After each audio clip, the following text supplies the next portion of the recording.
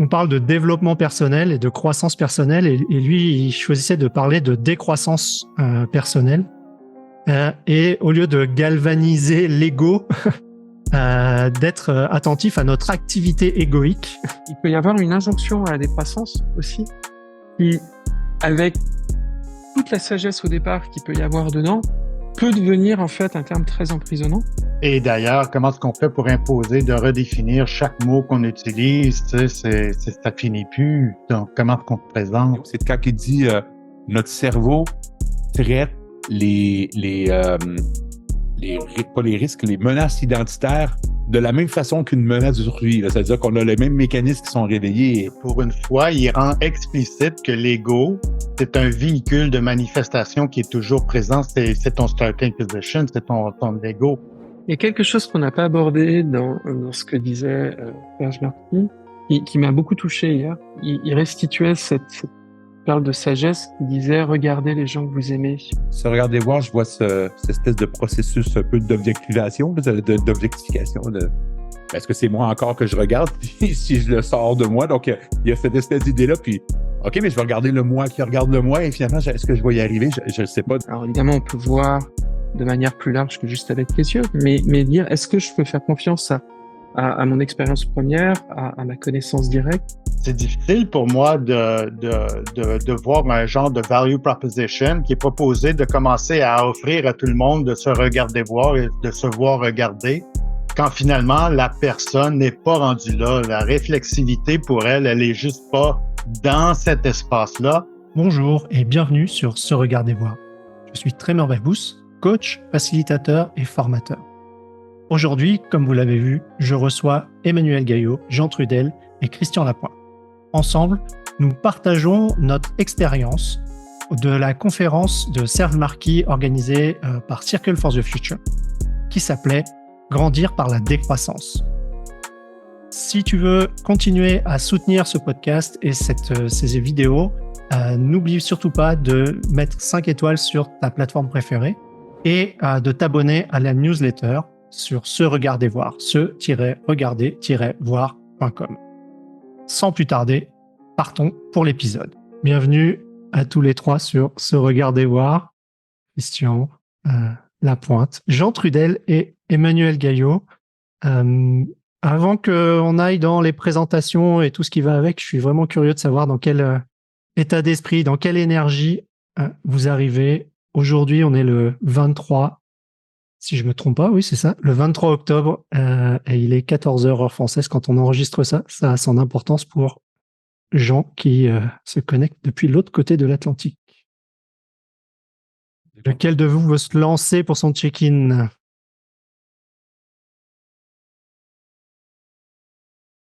Je peux y aller.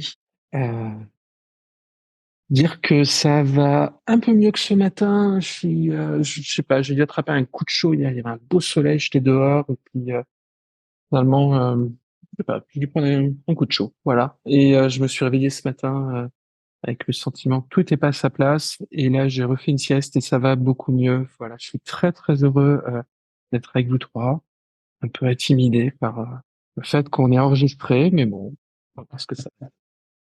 C'est moi.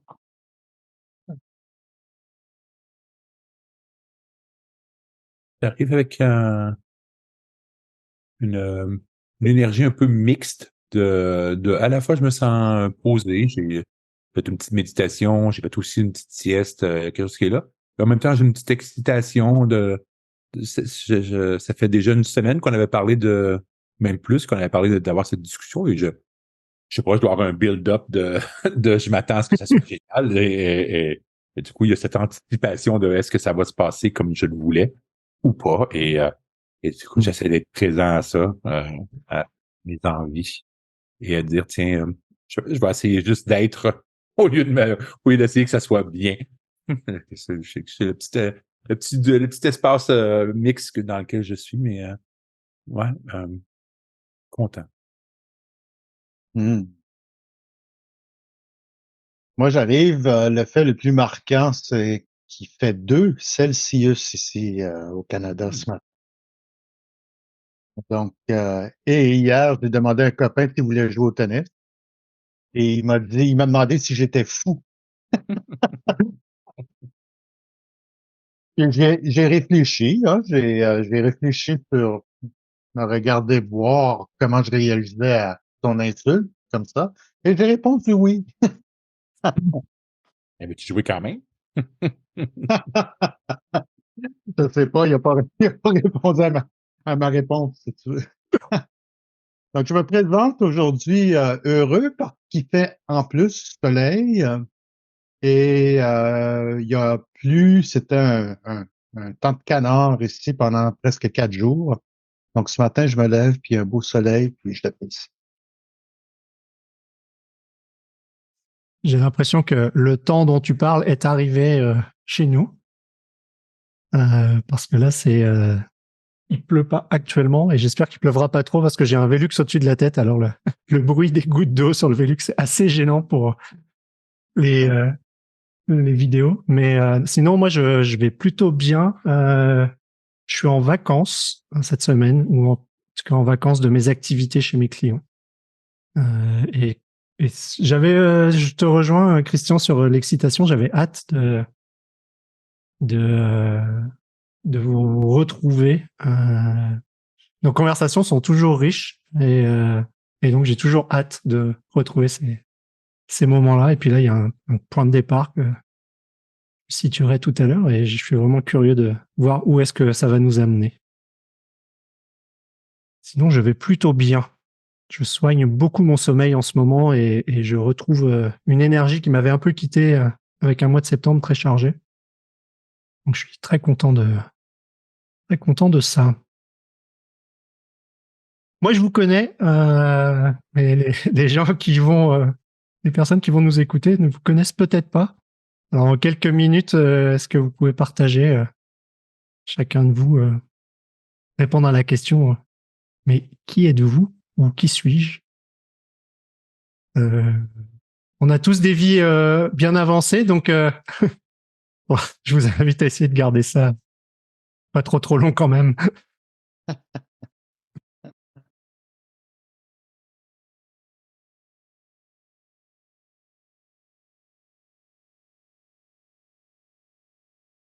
Lancé. Christian, je suis un Québécois à Paris. Euh, C'est déjà, euh, c'est déjà deux identités je dirais pas qui s'opposent, mais qui sont souvent présentes euh, chez moi. Je suis, j'ai présentement, je suis beaucoup dans essayer de comprendre justement qui je suis. Donc ça fait partie de cette activité quotidienne j'aime bien transmettre.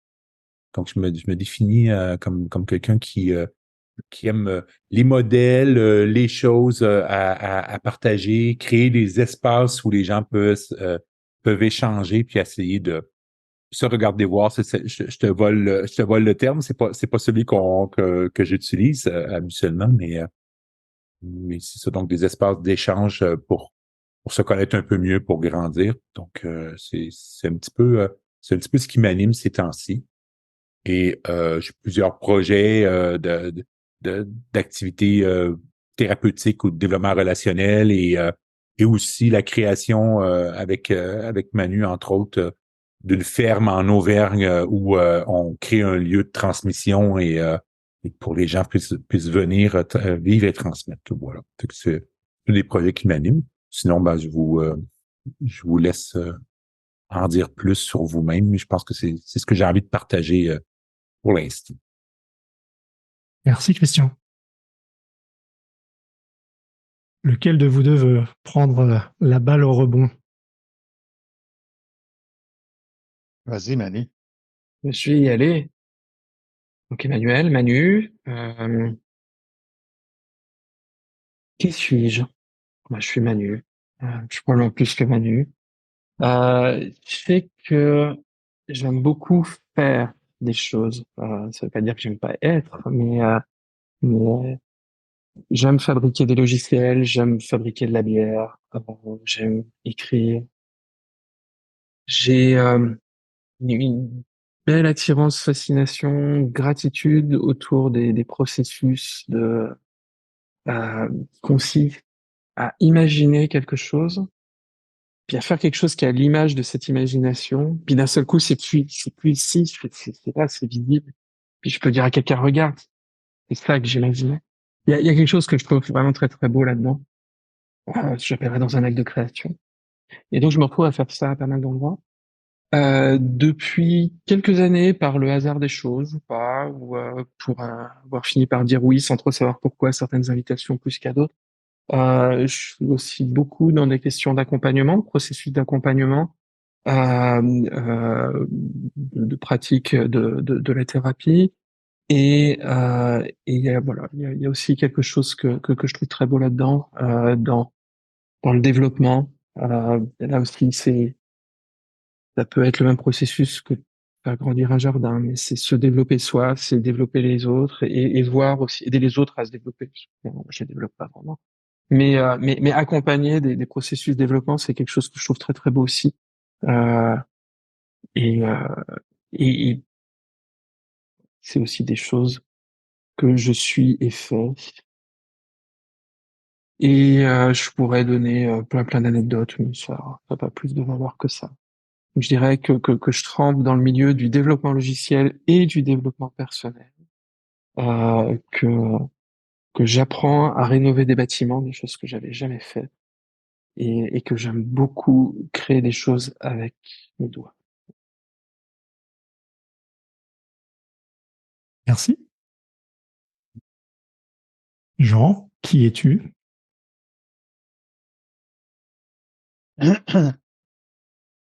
On dirait que je suis toujours quelque chose de différent, ça c'est sûr. Mais dernièrement, avec ma copine, j'ai une sensibilité accrue de pas savoir et de penser que je sais qu'est-ce que l'autre vit. Donc, on en a parlé une autre discussion cette semaine ou la semaine dernière qui était reliée à l'empathie et l'illusion qu'on peut se mettre dans les bottines de l'autre. Et on dirait que depuis un an, c'est quelque chose qui est continuellement présent, surtout parce que ma copine, elle est très rapide à m'offrir la possibilité que je m'imagine des choses quand j'essaie de la décrire. Et elle fait ça gentiment, bien sûr, puis j'essaie de pas faire de transgression, mais on dirait que je suis devenu beaucoup plus sensible à vraiment pas savoir, mais pas du tout, et que je projette énormément en pensant que qu'est-ce que je projette, c'est une forme de réalité, c'est la mienne, j'imagine. Et je pense que ça se lie sur le thème de se regarder voir et se voir regarder, hein. Et c'est d'essayer de maintenir le flow en ayant ces jugements-là, en ayant cette impression-là que je suis empathique avec la personne, de réaliser que potentiellement, c'est pas le cas du tout et que ça génère quelque chose pour le contexte, hein, et donc l'autre le fait à moi aussi, hein. Et c'est surprenant finalement qu'est-ce qui émerge de cette dynamique, si tu veux. Donc, je dis ça parce que j'ai comme l'impression que j'étais sensible à ça très jeune, hein. J'avais une réalisation que j'imposais beaucoup de choses et que je m'imaginais beaucoup de choses et je me demandais si c'était vrai. Mais pour être dans le flow, je pense que j'ai choisi de l'ignorer le plus possible afin d'être en mesure de fonctionner, je pense. Donc, je dirais qu'aujourd'hui, j'ai une conscience accrue de cette dynamique-là. Merci. Le podcast s'appelle Se regarder voir. Et vous avez différents moments évoqué, soit directement, soit indirectement, des choses qui, pour moi, et c'est une des raisons pour lesquelles j'ai nommé comme ça, consistent justement à se regarder voir. Mais je suis curieux avant qu'on attaque plus en profondeur sur le sujet qui nous a amené là aujourd'hui, sur le point de départ qui nous a amené là aujourd'hui, je suis curieux de ce que ça veut dire pour vous cette expression, se regarder voir? Est-ce que l'un de vous se lancer dans sa propre interprétation de ces trois mots mis ensemble?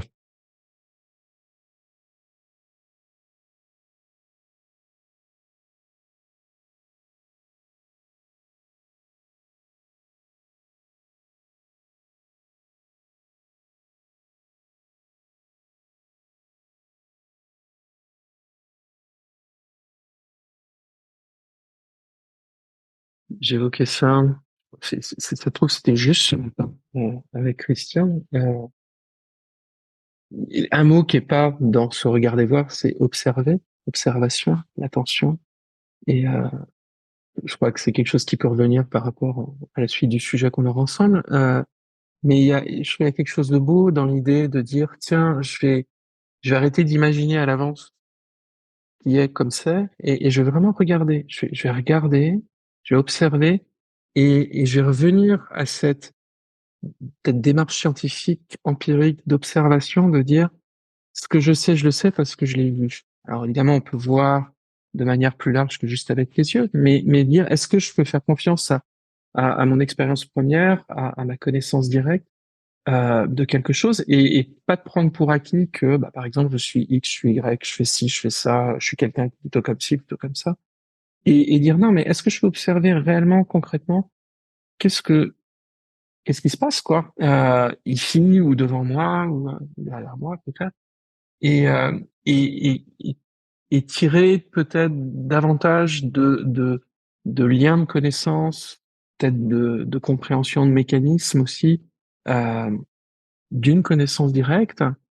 Et pour moi, ce qui est beau là-dedans, c'est que derrière ça, si je combine l'idée que tiens, il y a un mécanisme que je peux comprendre davantage, euh, des liens de cause-effet, euh, ou des forces en présence qui tiennent un équilibre. Euh, Si d'une part je comprends mieux ça, et d'autre part que j'ai des intuitions de comment je voudrais que ce soit, et que ça me semble une bonne idée que ce soit comme je voudrais que ce soit, mais il y a quelque chose qui devient possible en fait. Il y a, il y a des choix qui deviennent possibles, et on n'est plus dans bah, c'est comme ça parce que c'est comme ça. En fait, voilà ce qui est pour moi avec se regarder voir. Merci Manu pour cette lecture que tu as, qui me rend justement curieux de. J'étais en train, pendant que tu l'évoquais, je me disais, mais qu'est-ce que je n'arrive pas à observer? Ou qu'est-ce qui m'échappe dans l'observation quand Manu... oui, il y a ton arrière-plan. Alors, plus largement, ça me rendait curieux ouais, d'essayer d'écouter, d'entendre et de vivre pleinement ce que tu étais en train de partager. Et en même temps, il y avait quelque chose en moi qui disait, mais est-ce que je manque quelque chose dans ce qui est en train de se passer? Oui. Ça a généré ça pour moi, ce que tu as partagé. Merci pour ton partage. Jean ou Christian, est-ce qu'il y a un de vous se lance? Ouais, je peux bien voir prendre un tour. Ben, déjà, dans se regarder voir, je vois cette espèce de processus un peu d'objectivation, d'objectification, de, de, de regarder quelque chose. Et du coup, est-ce que c'est moi encore que je regarde si je le sors de moi? Donc, il y a cette espèce d'idée-là. Puis, OK, mais je vais regarder le moi qui regarde le moi. Et finalement, est-ce que je vais y arriver? Je ne sais pas. Donc, il y a peut-être cette idée je peux juste observer quelque chose que je crée. Fait qu'il y a ça qui est curieux. Et du coup, ben, ça me met à la fois dans une espèce de place, je dirais, d'impuissance. Je peux pas vraiment m'observer moi, le vrai moi, mais en même temps dans une place d'un peu de puissance en disant, ben, tiens, si je peux m'objectifier, je peux aussi me changer, regarder, jouer avec le truc. Donc, ça me met dans un truc d'acceptation que je ne saurais jamais c'est qui vraiment moi. Et en même temps, l'espèce d'opposé à ça qui est, tiens, je peux me regarder, je peux jouer avec tout ça, je peux changer des choses parce que je suis capable d'objectifier un petit peu, voir c'est quoi, pourquoi je pense ça, pourquoi c'est comme ça, est-ce que je pourrais penser différemment? Donc, ça me permet de créer un pas de recul. Et dans ce regarder voir, je vois vraiment ce pas de recul qui me permet de jouer avec quelle identité je prends ou qu'est-ce que je fais ou comment j'agis dans le monde. Donc, ça me parle beaucoup de ça. Je vais arrêter là. Merci. J'ai eu comme un insight que j'espérais avoir parce que j'ai ça commencer avec quelque chose de formulé que je m'étais dit, je vais commencer comme ça. Puis là, tout d'un coup, les deux, vous avez dit quelque chose qui m'a dit, ah oui, c'est vrai. On observe quelque chose. Puis à un moment donné, j'imagine que tu te poses la question, mais est-ce que j'observe ma perspective? Est-ce que j'observe mon identité, comme tu as dit? Ou est-ce que j'observe ma conception de la réalité qui est présente? Est-ce que j'observe qu'est-ce que je perçois? Et peut-être ça devient, on dirait, de plus en plus nuancé, subtil, inaccessible même. Donc, quand tu parlais d'objet, ben c'est sûr qu'on peut revenir à sujet-objet, hein. C'est que c'est toujours, du moins, même là, c'est une supposition, mais il y a un sujet qui regarde l'objet. Et donc, le champ est ouvert complètement à partir de quel niveau de nuance que tu veux observer finalement et pour quelle raison. Tu sais.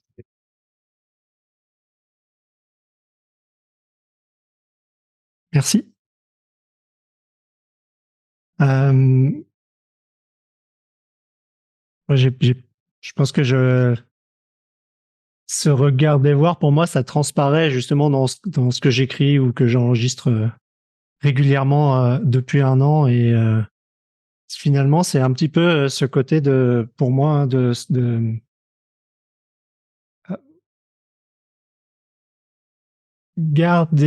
entretenir de la curiosité par rapport à ce qui émerge de ma tête, qui des fois je me demande d'où ça vient. Et Christian, tu disais pourquoi je pense ça, et il y a vraiment ça en fait.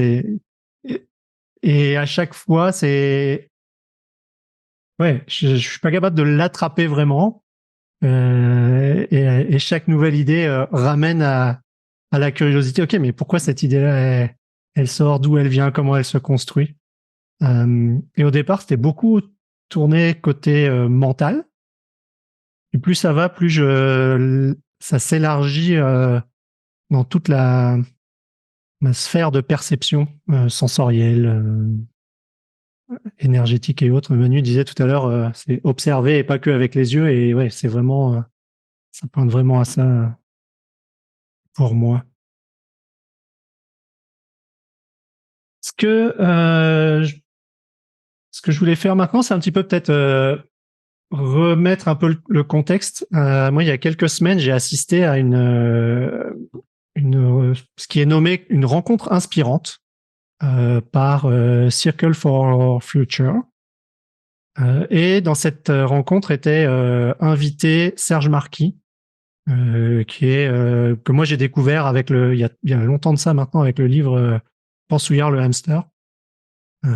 Et donc Serge Marquis était l'invité, et ce que j'ai trouvé intéressant dans cette rencontre et dans les partages qu'il a fait, c'était qu'il avait choisi de parler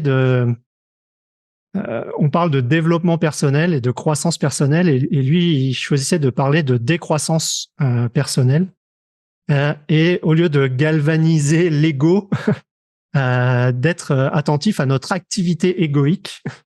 Et en fait, tous ces éléments-là, je me suis dit, mais ça touche aussi à des lectures que j'ai faites récemment. Alors, c'est un sujet auquel je m'intéresse depuis longtemps, mais les lectures récentes autour de la décroissance, telles que le bouquin de Timothée Paric, par exemple.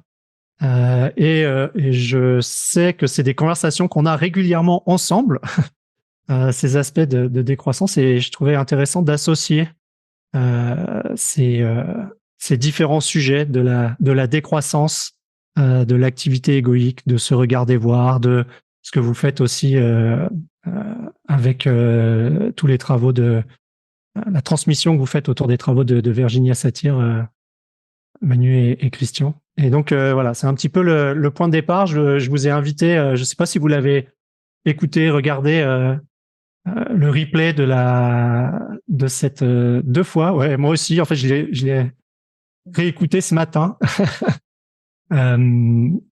pour me remettre un petit peu justement en tête certains éléments.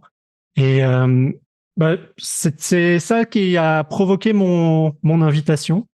Et j'avoue très honnêtement que j'ai aucune attente particulière que de voir qu'est-ce qui émerge quand on met ce sujet-là ensemble autour j'allais dire de la table, mais plus précisément de cet appel Zoom.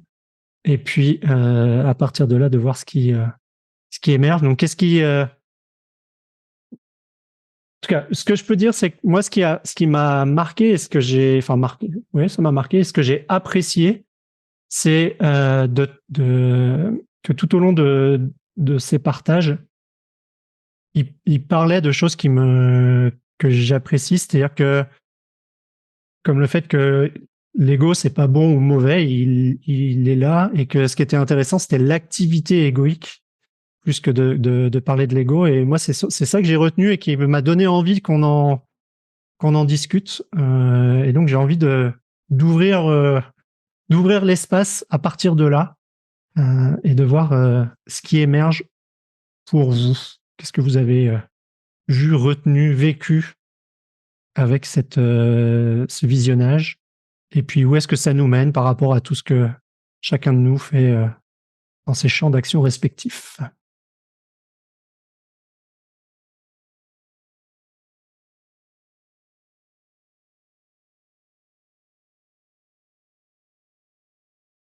C'était un beau visionnage pour moi. Et après l'avoir vu, j'ai dit à Manu, tiens, je pense que tu pourrais regarder ça aussi. Je crois que ça nous fait des bonnes discussions. Du coup, j'ai regardé une deuxième fois et on a déjà eu des discussions sur sur, euh, sur le, sur le contenu avant de venir ici. Il y a quelque chose que j'ai bien aimé dans son discours, il parle de mettre la présence à l'ordre du jour et je me posais la question de, tiens, comment je fais pour mettre la présence à l'ordre du jour de cette rencontre-ci? C'était une des questions qui était présente pour moi, que j'ai hésité à mettre dans le check-in qu'on a fait tantôt. Ben, et peut-être qu'on pourrait aller dans cette direction-là. Ça veut dire quoi? Ça veut juste dire qu'il faut faire un 5 minutes de centrage et de méditation au début de la rencontre, ou ça veut dire d'autres choses que ça serait une façon, mais est-ce que ça veut dire d'autres choses que ça? Donc, il y a ça je suis resté avec cette question. Qu'est-ce que ça veut dire dans des rencontres au travail, au bureau? Des fois, j'ai des clients en entreprise et qu'est-ce que ça veut dire mettre de la présence dans les rencontres? Et bien que je dirais pas que j'ai appris des choses extrêmement nouvelles, hein, dans son discours, j'ai trouvé que Serge Marquis a une belle façon d'amener ça et j'ai trouvé qu'il incarnait ça en fait. Il y avait j'ai trouvé beaucoup d'humilité, il y a un regard qui est présent, donc juste ça c'était un moment intéressant de me laisser porter par ce qu'il disait. Voilà ma première impression que j'ai envie de partager.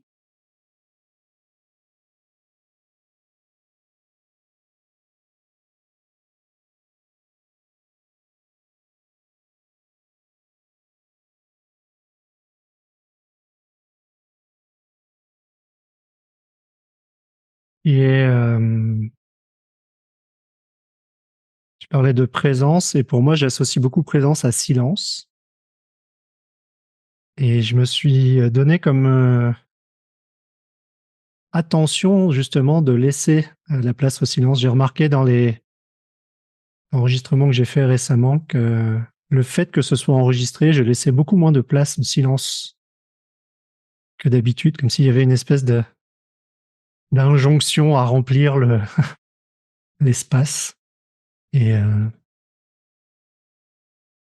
ouais, cette présence, pour moi, elle passe aussi par le silence, par apaiser la quantité de bruit et de paroles.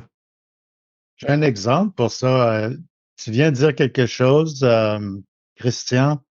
Tu as dit me laisser porter. Et cette expression-là a généré un moment de silence pour moi.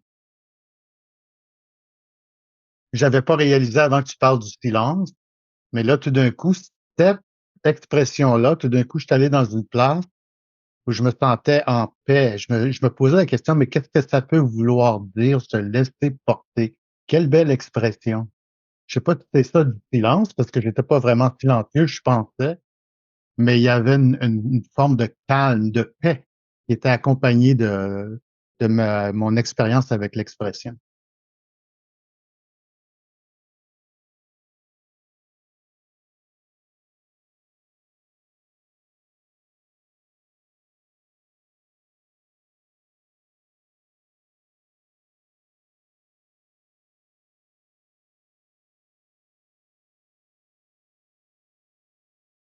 Une des idées qui était récurrente dans ce que j'ai entendu dans cette intervention de Serge Marquis, c'était que l'activité égoïque et ou gothique est sous-tendue par la peur de disparaître, par la peur de ne plus exister.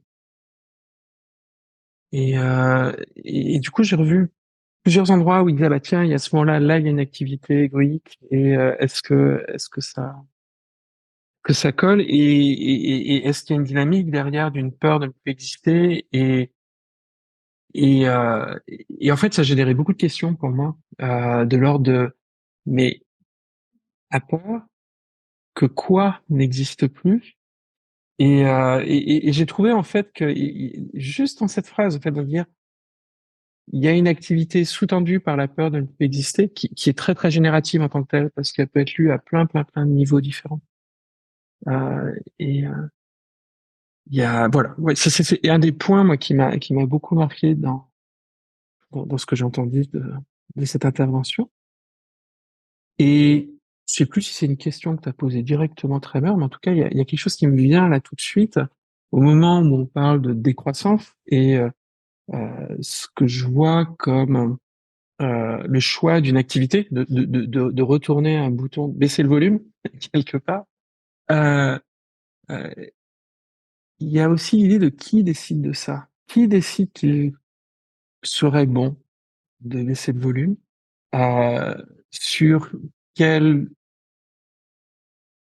référentiel d'observation ou quel cadre dans lequel on se regarde voir.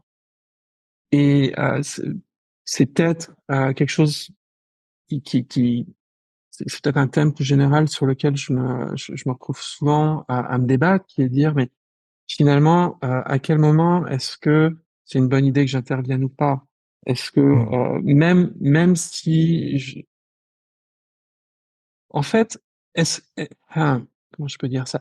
Mettons que je m'observe et que je vois que je suis en train de développer une activité égoïque, que blablabla, ça part dans tous les sens et qu'il y a effectivement un hamster qui tourne dans la roue. Qui décide que c'est une bonne idée que ça s'arrête? Qui décide qui, en moi, ou autour de moi, je serais prêt à la limite, se dit, tiens, c'est une bonne idée ou pas? Et peut-être que je peux faire des liens en me disant, ah, c'est marrant, à chaque fois que je chante sur ce hamster qui tourne dans sa roue, euh, je me rends compte qu'il y a des conséquences ensuite qui sont pas fabuleuses, dans le sens où je le sens pas bien, par exemple, ou je constate que d'autres se sentent pas bien. Et, euh, euh, et que j'ai envie de faire quelque chose à ce sujet. Mais malgré tout, enfin, il y a cette idée étrange de l'impulsion à la fois à avoir quelque chose qui tourne et quelque chose qui l'arrête en même temps. En fait, voilà. Hmm, c'est ça. Euh, Qu'est-ce qui fait, qu'est-ce, qu'est-ce qui fait que j'ai envie de placer à un ordre de réalité différent le hamster qui tourne et quelqu'un qui appuierait sur la manette pour dire stop, on va tourner. J'ai pas de réponse, c'est juste une question.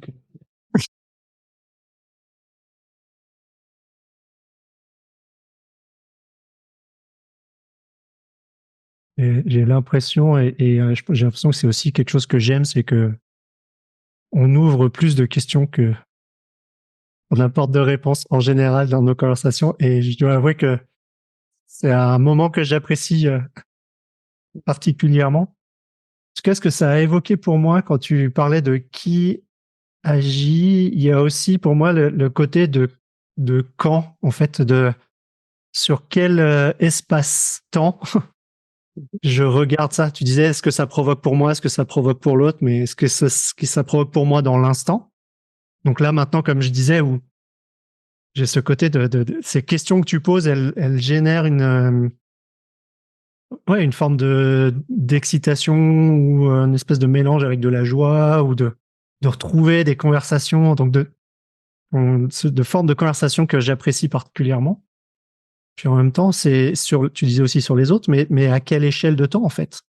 Parce que finalement, ce qui est monté là, de ce plaisir à ces questions qui s'ouvrent, c'est parce que ça fait plusieurs années qu'on se connaît, et ça fait plusieurs années que on a des conversations que j'apprécie et qui génèrent ça. Dans le passé, j'étais pas forcément capable de percevoir ces moments, ces choses au moment où elles se passaient. Là, je le sens tout de suite, mais à quoi c'est associé dans le passé et qu'est-ce que ça va générer dans le futur? Donc, en plus de qui, pour moi, il y a la question de quand qui, toi, de quand au sens le temps qui s'écoule et que j'arrive à prendre en observation et en observation de ce que des sensations en fait. Comment ces sensations-là ont été entraînées à se manifester. Donc, je voulais juste partager ton intervention à générer pour moi. Et la fascination avec la surprise que ce temps-là génère. Donc, tu sais, je me souviens la première fois que je t'ai rencontré, Manu, ça fait un bout de temps, ça doit faire quoi? Jusque 5 ans, pourtant. Et je me souviens d'avoir cru saisir qui était Manu.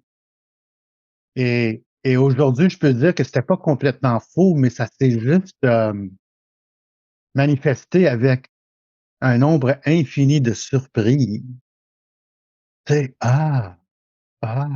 et il y a l'accumulation de ces choses-là qui, peut-être qu'il y a un calme finalement. Je sais que je vais être surpris avec toi. Je sais que je vais être ébloui par quelque chose. Tu sais, surtout ton langage, la façon que tu maîtrises le langage, pour moi, ça me fascine à chaque fois. Ton français est il génère une illustration pour moi. Tu sais, c'est comme si j'ai une imagerie quand tu parles. Et donc, ouais, j'ajouterais l'élément de surprise avec le temps et qui et quoi.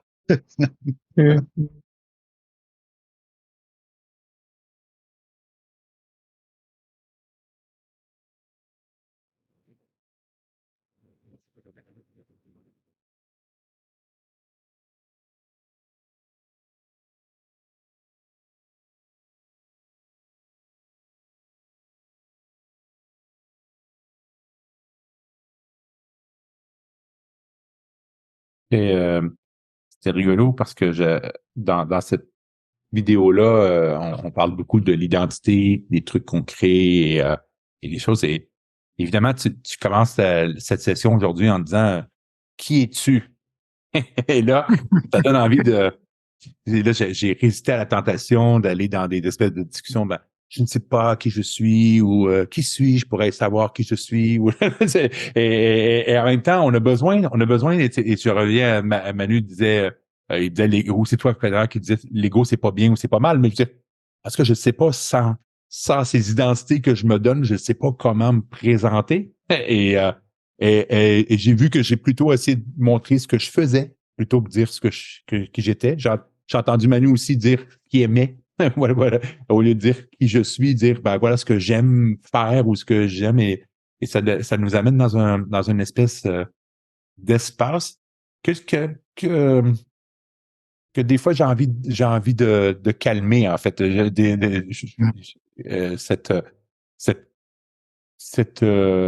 questionnement toujours est-ce que je suis juste en train d'être un acte égotique ou est-ce que c'est une identité? Est-ce que je parle d'une vraie place ou est-ce que je parle de ça, je trouve ça essoufflant. Et, euh, et je sais pas trop comment, mais des fois, je m'observe à vouloir faire très attention quand je parle ou je suis en avant d'un micro, dans une classe ou dans une conférence, truc de... Et je sais pas si ça en fait un langage un peu trop léché, si ça perd de la substance, en fait, puis peut-être que ça perd de l'authenticité. Je sais pas qu'est-ce qui est là, mais il y a ça qui est présent. Là. J'ai senti ça quand tu dis qui es-tu et il a fallu que je me présente, j'ai senti toute cette pression-là ou cette dilemme-là qui était présent. Donc, ouais, je voulais juste vous partager ça.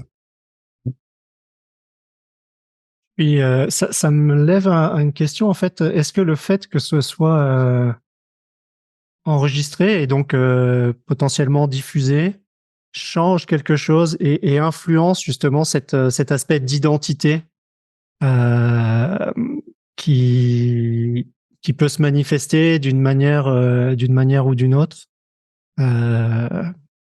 C'est ouais ça et en quoi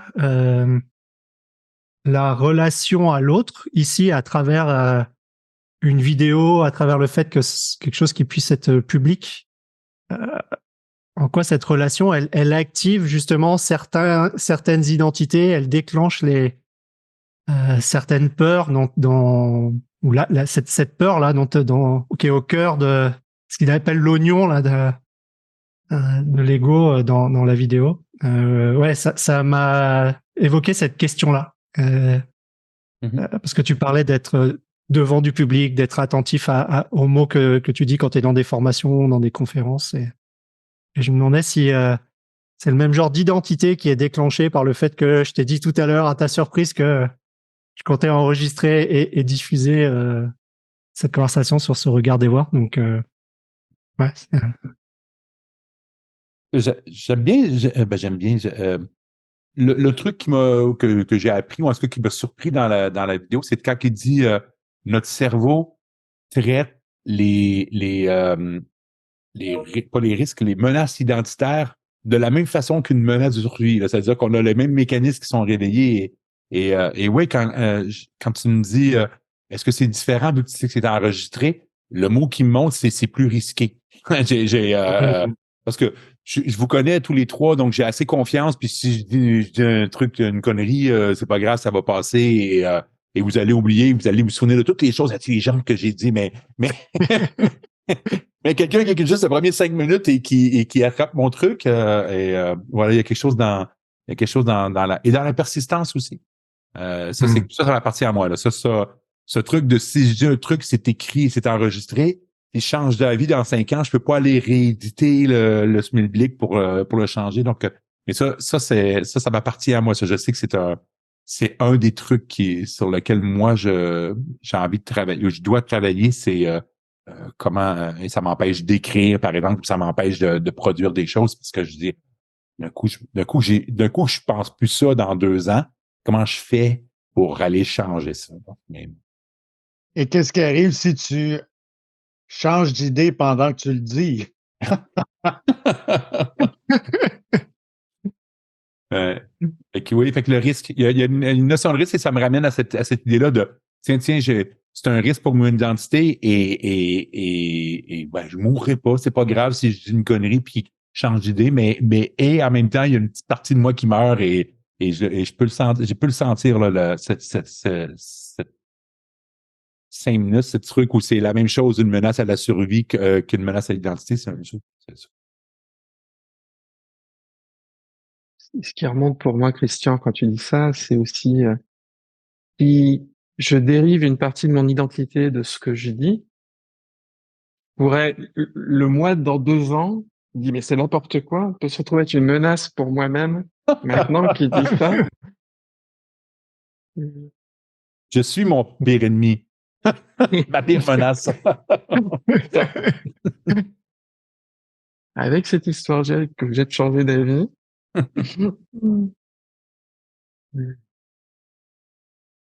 Mais je le comprends aussi parce que bah, on a tous les deux, puis toi tu continues à le faire, Christian, enseigner le cours de Scrum Master dans lequel on utilisait ce fameux tableau sur la complexité. J'ai oublié son nom. Kevin ou Non, l'autre justement. Non, j'ai perdu le nom. Stacy, voilà. Stacy. Et qui continue, qui a dit quelque chose, qui quelques années après s'est rendu compte que c'était pas ça, mais c'est écrit et qui continue d'être véhiculé et revéhiculé et revéhiculé alors qu'il a exprimé à plusieurs reprises publiquement que c'était plus ça, il était plus en accord avec ces choses-là, et ça continue de lui être attribué. Donc c'est pas non plus après c'est comment lui tu vois, vivait ou vit avec ça, c'est un truc, mais publiquement il y a des choses qui sont véhiculées qu'on peut dire maintenant et puis qui peuvent nous être ramenées encore dans 5 ans alors qu'on est nous complètement ailleurs en fait. Et de moi ce que je vois, ce que ça génère, c'est de en fait ouais, ça génère une forme de frustration ou ouais, ça peut même aller jusqu'à l'énervement. C'est-à-dire, mais c'est plus ça que je pense. Est-ce que vous voulez bien être curieux de ce que je pense aujourd'hui ou de qui je suis devenu, et ouais, et en même temps, la question c'est pourquoi est-ce que c'est si important pour moi que les autres me voient comme j'ai envie qu'ils me voient. Tu sais, c'est vraiment et ça contribue de cet aspect des couches d'identité dont il parle. C'est quelle identité dans ce cas-là qui est présente, et quand je parle pas, quand je m'attache à ces éléments-là, à quoi je m'attache finalement, comme disait Manu, qui dit quoi, c'est qui s'attache à quoi quand c'est ce genre de choses qui se passent.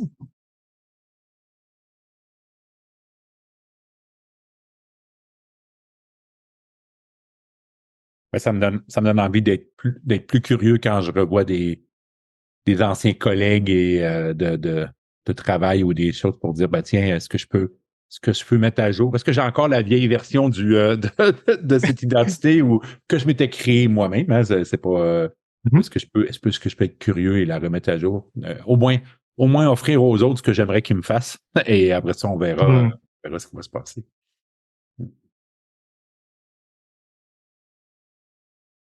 Je crois, Jean, que tu es la première personne à avoir attiré mon attention sur ce sujet et à dire, mais la personne que je rencontre là maintenant, c'est la personne que je rencontre là maintenant. C'est pas le souvenir que je peux avoir de cette personne d'il y a 5 ans ou l'histoire que je me suis toujours racontée sur cette personne, c'est X, Y, Z, elle fait ABCD.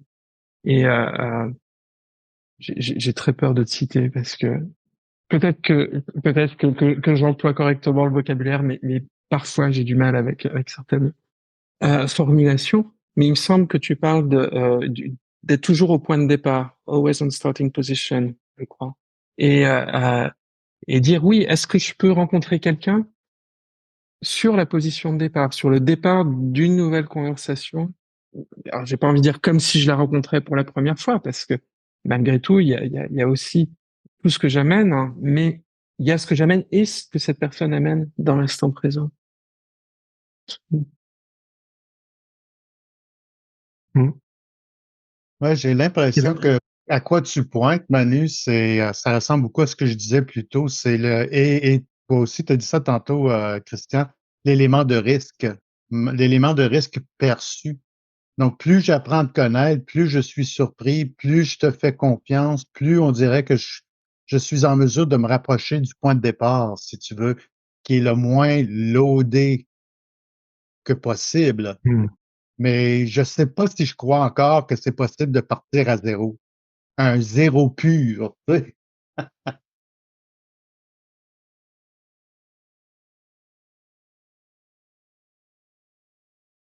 Moi, je crois que je suis convaincu que je peux pas, en tout cas. Je sais. Ouais, je peux pas. Je ne sais pas comment annuler l'influence de mes expériences passées d'une personne, autant en bien que une expérience agréable qu'une expérience désagréable, on va dire, plutôt que de dire bonne ou mauvaise, là, ou bien ou mal. Et mais quand je rentre avec cette intention de réactualiser finalement ma découverte de qui est la personne aujourd'hui, je m'aperçois quand même que il y a une forme de curiosité qui est différente. Et ce qui est présent pour moi, c'est que c'est vrai quand je rencontre quelqu'un, mais je le sens vrai aussi dans la conversation ici, c'est-à-dire que je vous ai envoyé un mail, j'ai regardé j'ai assisté à une conférence il y a, on va dire 15 jours à peu près, 2 semaines. Je vous ai envoyé un mail il y a une semaine, grosso modo, le temps de s'organiser. Mais entre-temps, je l'ai regardé ce matin et c'est encore quelque chose de différent que j'ai compris. Et même le contexte que j'ai donné au début, c'est comment est-ce que dans la conversation, au fur et à mesure, je réactualise qui est chacun de vous par rapport à ce que vous avez dit au départ. De toi, Manu, tu disais là, je suis arrivé, j'étais fatigué ce matin et ainsi de suite. Mais je me sens mieux. Mais en fait, on pourrait passer notre temps à réactualiser. Et maintenant, tu te sens comment? Et maintenant, cette conversation que vous avez regardée, elle veut dire quoi? On pourrait être là et on fait certaines approximations. J'ai l'impression qu'il se passe ça en permanence, en fait. De faire des approximations pour, entre guillemets, continuer à avancer. Mais à avancer vers quoi? Je ne sais pas plus, en fait. J'ai l'impression d'avancer constamment vers une idée du passé. Et puis, c'est toujours une question d'échelle de temps. C'est à quel moment est-ce que je la réactualise pour vérifier si cette idée du passé vers laquelle j'ai l'impression d'avancer, elle est toujours pertinente à considérer, en fait.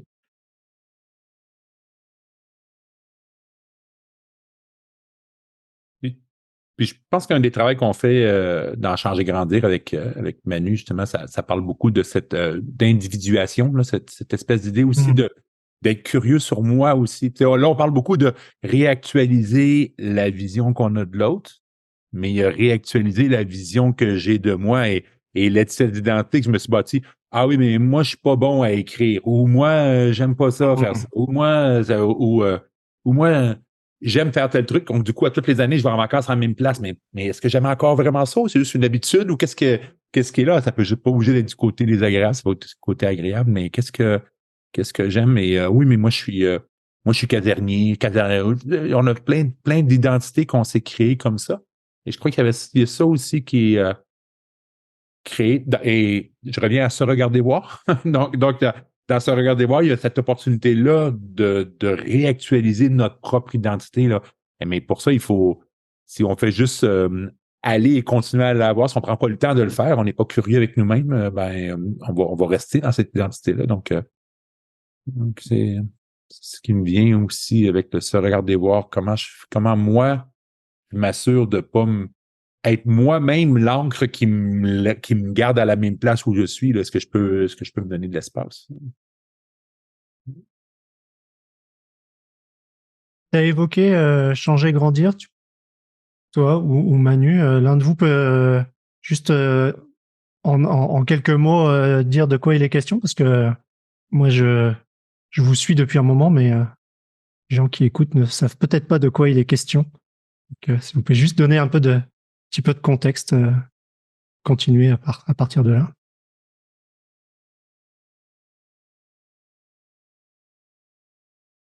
Je vais dire quelque chose, puis Christian, tu compléteras si tu le souhaites. Euh, Changer, grandir, c'est une structure informelle, c'est une bannière, c'est un pointeur qui fait qu'on peut être reconnaissable au-delà de juste Christian et Manu, sous laquelle on se dit, sous cette bannière, on se dit tiens, on va promouvoir les travaux d'une thérapeute qui s'appelle Virginia Satir, qui est décédée à la fin des années 80 au XXe siècle. Donc de promouvoir ses travaux, son approche auprès d'un public du XXIe siècle maintenant, d'une part, et francophone d'autre part, sachant qu'elle a beaucoup travaillé, enfin elle travaille dans le monde entier, mais surtout dans le milieu anglophone, et elle est relativement peu connue dans le milieu francophone. Et après, on pourrait parler davantage que c'est que cette approche, mais en vraiment 2 mots, et forcément je simplifiais de manière très très crasse, mais les questions de dire tiens, est-ce que je peux euh, revisiter depuis des yeux d'adulte qui je suis et les leçons que j'ai apprises quand j'étais enfant et bâtir une estime de moi qui dépend de mon regard sur moi-même, bien se regarder voir, à partir d'un sens que je peux créer en tant qu'adulte sur qui je suis, d'une part, dans l'idée de, une fois que je sais ça, je peux avoir confiance dans mes intuitions, aller vers quelque chose que je sens bien, d'une part, et d'autre part, d'être davantage ouvert à moi, qui je suis, comment je change, et aux autres aussi. Tout ça dans un contexte de dire, donc, arriver à avoir euh, une position dans le monde, je dirais, ou une attitude dans le monde qui colle avec le contexte dans lequel je suis, plutôt qu'avec des préconceptions ou des souvenirs de comment c'était ou comment ça devrait. Voilà ce que je vais dire pour l'instant. Et un paquet de règles que j'ai apprises, que j'ai eu besoin de respecter pour survivre, qui me disaient comment je devrais être et qui je devrais être, et juste réactualiser tout ça avec pour avoir un truc plus cohérent et congruent aujourd'hui. Donc, garder ce qui me convient et changer ce qui me convient pas, c'est une question de choix plus que on devrait faire ça. Si on fait juste remettre un nouveau, tu devrais être comme ça, c'est pas mieux, mais c'est pas la scène, c'est de l'introspection, de se regarder, de s'observer afin de comprendre un peu mieux qu'est-ce qui est adapté aujourd'hui à moi, adulte, plutôt que que j'ai gardé, que j'ai juste transféré avec le temps, parce que j'ai jamais pris le temps de remettre en cause certaines choses. Voilà. Nous, changer et grandir. Merci de la petite fenêtre publicitaire. Ce sera à la fin, si vous avez des activités, je vous demanderai à la fin si vous voulez les partager, mais non, c'est surtout de permettre de comprendre qu'est-ce qui se cachait derrière à ce moment-ci, ce que tu as évoqué, parce que c'est vrai que pour moi ou pour Jean, je pense que c'était assez évident, mais quelqu'un qui ne connaît pas, ça peut être toujours intéressant de clarifier. En tout cas, il y a une des choses que tu as partagé tout à l'heure, tu as parlé d'individuation, et c'est aussi quelque chose que Serge Marquis distingue justement dans son intervention entre cette individualisation et cette individuation. Et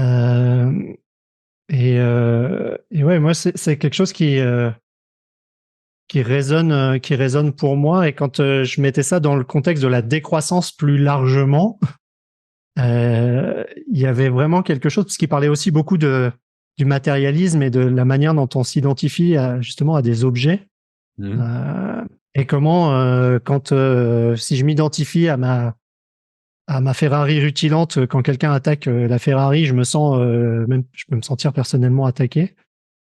Et à côté de ça, je faisais, pour moi aussi, tu vois, il y avait ça qui tournait en toile de fond quand j'écoutais les conférences de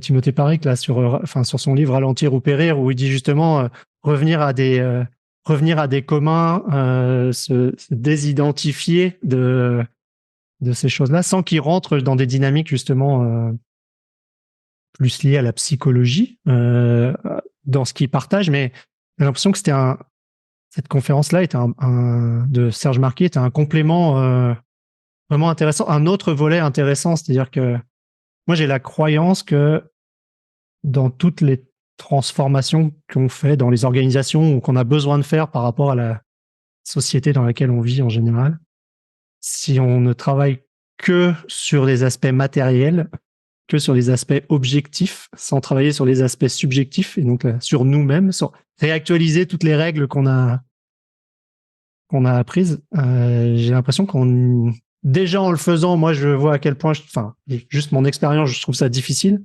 J'ai l'impression que si on le fait pas, ces changements sont impossibles en fait. Et je suis curieux justement, avec les travaux que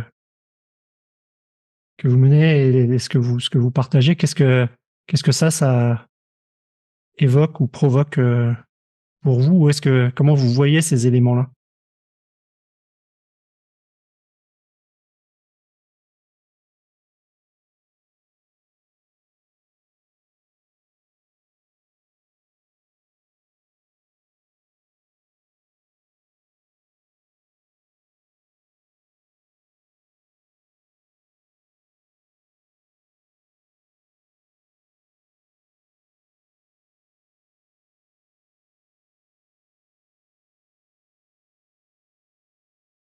Alors, je suis perdu, excuse-moi.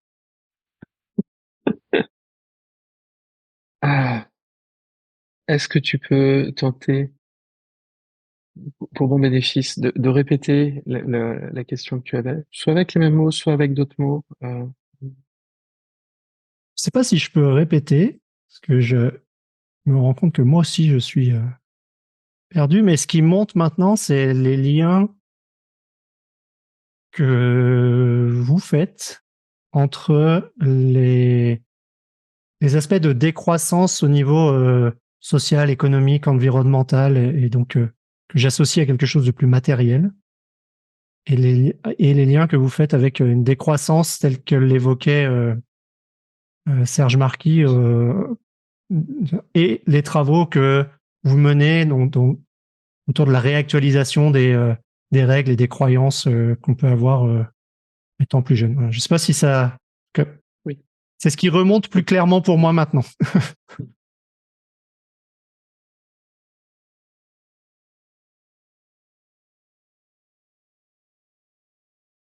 J'ai l'impression que dans les organisations, si tu parlais du monde du travail ou tu pointes un peu vers ça un peu plus tôt, les organisations avec qui on travaille ou tout ça.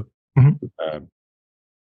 C'est des grosses machines à créer des identités ou à travailler sur les actes égoïques, c'est-à-dire qu'on récompense certains comportements, certaines choses, on se met en avant, il y a tout ça qui est là.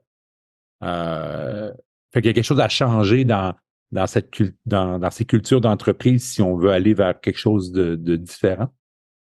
Ce que je vois qui est présent dans beaucoup de discours, c'est qu'il faut changer les leaders. Et je trémuse toujours sur ce mot leader, en fait.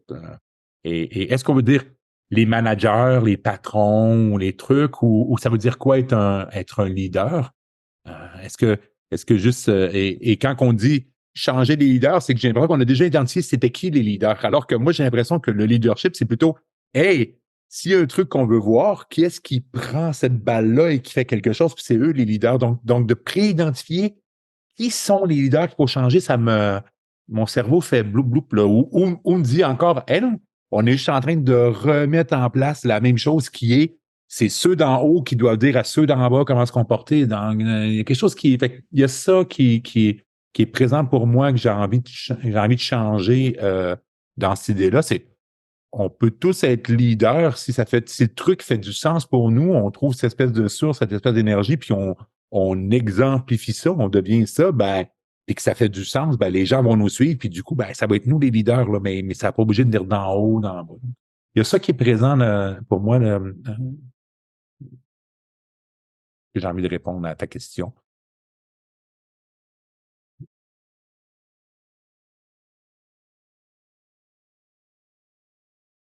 Il y a un ingrédient pour moi où il me semble avoir un lien clair entre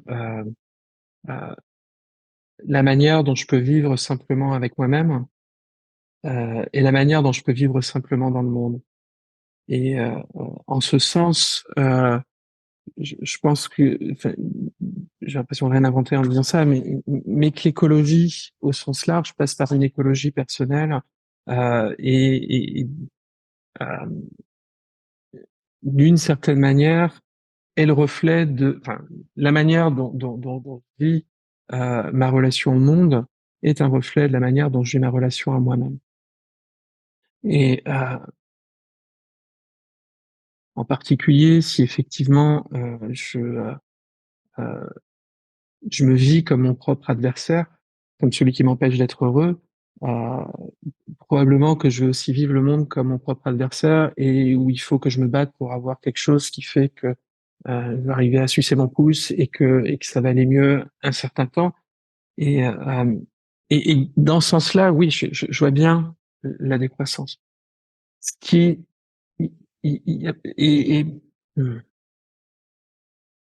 aspect très anecdotique, j'ai l'impression, moi aujourd'hui, de vivre dans une forme de décroissance. Christian parlait du projet de rénovation d'une ferme aujourd'hui.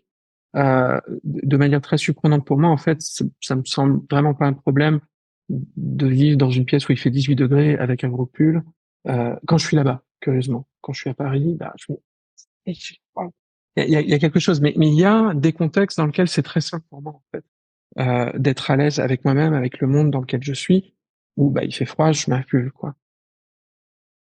Et, et malgré tout, ce terme de décroissance, je pense qu'il peut être très insidieux.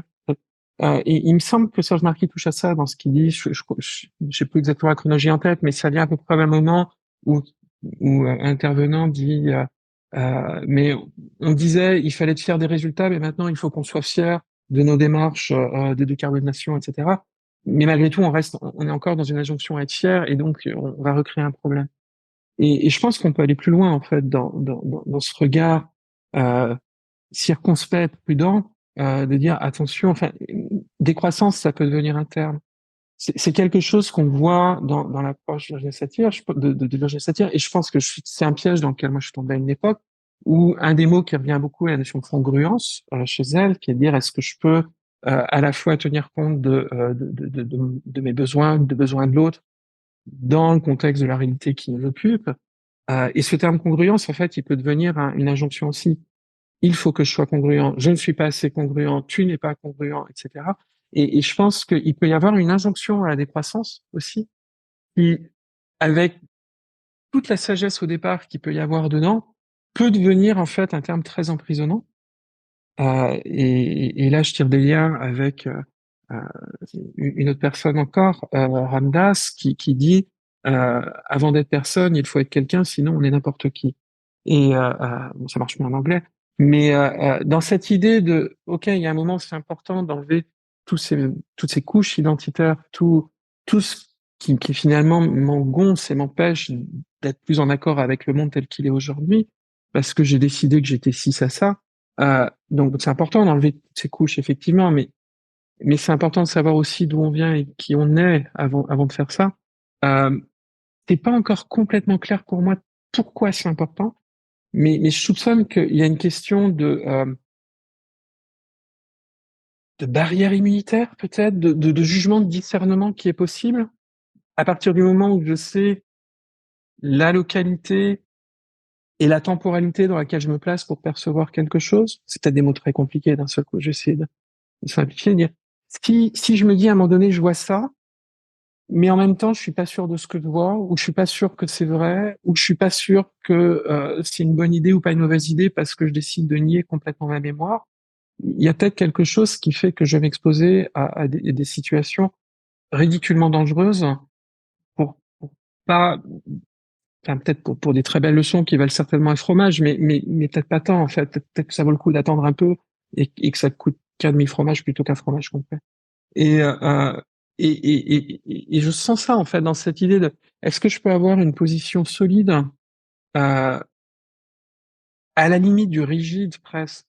Est-ce que je peux avoir une position solide dans mon rapport avec le monde qui me fait dire le monde m'envoie ce signal et je perçois ce signal avant de commencer à dire oui mais attention, il y a peut-être quelque chose de plus à regarder, d'avoir confiance qu'il y a déjà un processus de euh, réception, interprétation, création de sens avant de commencer à enlever des choses sans être complètement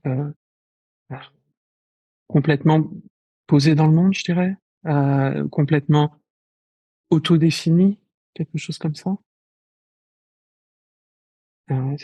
Et un peu ces questions qui me viennent quand on parle de décroissance personnelle ou de décroissance égoïque.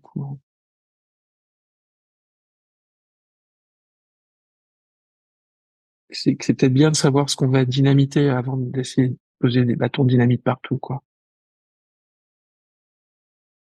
Moi, j'apprécie beaucoup ce que tu viens de faire parce que nous, ça fait les quatre, ça fait un certain temps qu'on vit dans ce monde de psychologie développementale, si tu veux. Et à un moment donné, il y a peut-être 5-6 ans, on a commencé à utiliser le mot developmental bias. Et pour moi, c'était très difficile d'écouter Serge et de dire ah non, pas encore. Jusqu'à ce que, par exemple, toi, Tremor, tu me dises oui, mais c'est vraiment bien parce que pour une fois, il rend explicite que l'ego, c'est un véhicule de manifestation qui est toujours présent. C'est ton starting position, c'est ton ego. Et donc, on peut se poser la question, est-ce que mon ego est mature ou pas mature? Et en même temps, ça emmène tous les principes de transgression. Donc, si toi, tu es plus nuancé pour une raison ou une autre, dans un contexte, et tu commences à imposer une nuance où les gens raisonnent pas avec cette nuance-là, sans jugement, ça ne veut pas dire que finalement, celui qui est plus nuancé est plus pertinent que celui qui l'est moins. Comment est-ce qu'on fait pour trouver un point de départ qui transgresse pas, si tu veux, un contexte? Et pour moi, de regarder ce qui se passe, regarder le contexte d'une lentille développementale, si tu veux, ça ajoute un autre layer de problématique, si tu veux. Et donc, euh, c'est difficile pour moi de voir un genre de value proposition qui est proposé de commencer à offrir à tout le monde de se regarder voir et de se voir regarder, quand finalement la personne n'est pas rendue là. La réflexivité pour elle, elle est juste pas dans cet espace-là. Et c'est qui impose quoi à qui finalement à être si mature et si sage, si tu veux. Donc, c'est paradoxal, tu sais, si je l'applique à maintenant et ce qui se passe à Gaza, si tu veux, moi, il y a une rage très, très primale dans moi. Et la prochaine étape, ensuite, c'est est-ce que je peux être en paix avec cette rage-là pour pas perdre les pédales, pas perdre ma santé mentale, pour pas. Et comment est-ce que je fais pour rester en paix avec une rage, une colère, si tu veux? Et tu sais, cette réponse-là, elle est super inconnue parce qu'est-ce que ça va m'amener à faire rien finalement ou à être bien à rien faire finalement? Tu sais, c'est comment est-ce qu'on fait pour arriver à une place qui est générative? Moi, je reste hyper curieux et humble à cette question-là. Honnêtement, je sais plus quoi faire. Ça, c'est quoi que je fais? C'est quoi que je choisis de faire? Et ce choix-là, il vient de l'ego. Hein? L'ego va choisir de faire et d'être. En même temps, il y a comme une forme de jonction qui se fait où euh, tu fais être et faire en même temps. C'est une forme de flow. Dans un flot d'événements que finalement, tu t'es trouvé un genre de mouvement qui semble être plus toi et authentique. Mais de trouver cet espace-là, à chaque moment, pour moi, ça reste wow, c'est mystérieux.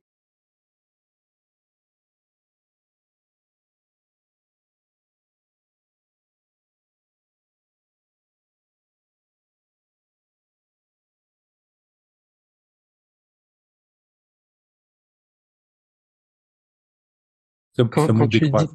Vas-y. Vas-y, Christian. Je partais par ailleurs un peu, donc si tu veux répondre à ce qui se disait, je t'invite à le faire. Je prends la parole. Il y a un moment, Jean, tu dis un truc qui parle de choix et que le choix vient de l'ego. Et,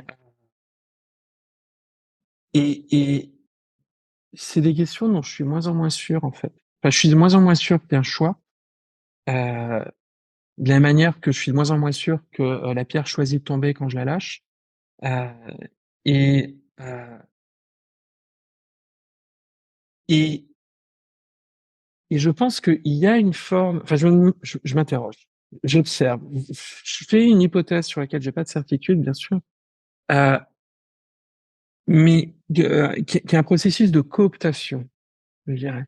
De cooptation dans le sens, il y a des événements qui se passent, et à travers un processus égoïque, je décide que c'est arrivé parce que je l'ai décidé. Parce que ça colle bien, parce que c'est moi, parce que je suis comme ci, comme ça, et donc j'ai fait ci, ça, pour telle et telle raison. Et en fait, une possibilité, peut-être, serait que je fais les choses parce que mon corps les sent bien. Ou parce que quelque chose qui échappe à mon intellect le sent bien. Et qu'après coup, je suis très fort à trouver toutes les rationalisations du monde de pourquoi j'ai fait ça, pourquoi ça colle avec toute mon image et pourquoi vous imaginez qu'il y a des incohérences, mais c'est pas vrai. En fait, c'est que vous avez juste pas compris. Tout ça, je peux l'inventer, je peux le rationaliser a posteriori, il n'y a pas de problème. Euh, mais à quel point est-ce que finalement j'ai choisi depuis l'ego, ou à quel point un choix s'est opéré à travers moi. C'est-à-dire, je dis pas qu'il n'y a pas de discernement, qu'il n'y a pas deux chemins et que mon être s'oriente vers un chemin plutôt qu'un autre, mais que plutôt que de dire que l'ego a choisi, je me demande à quel point ce serait pas plutôt l'ego à coopter un choix qui s'est opéré hors de sa zone de contrôle. C'est excellent ce que tu viens de dire, je résonne beaucoup et je m'aperçois en même temps que j'avais pris pour acquis qu'on voulait tous dire la même chose quand on parlait ego. Hein? Donc, il y a tellement de définitions du terme et moi, mon point de départ à mon propre billet par rapport à cette expression-là qu'on dit ego, c'est ton véhicule de manifestation. Si tu veux, c'est comme tu te manifestes. Et je m'aperçois comment j'ai même assumé que tout le monde partait de cette place-là pour définir l'ego, alors que c'est juste ma définition. Merci d'avoir répété ça. C'est déjà un malentendu qu'on avait soulevé entre toi et moi dans un autre espace-temps. Merci de le rappeler, effectivement. Donc oui, du coup, je pense qu'on a bien.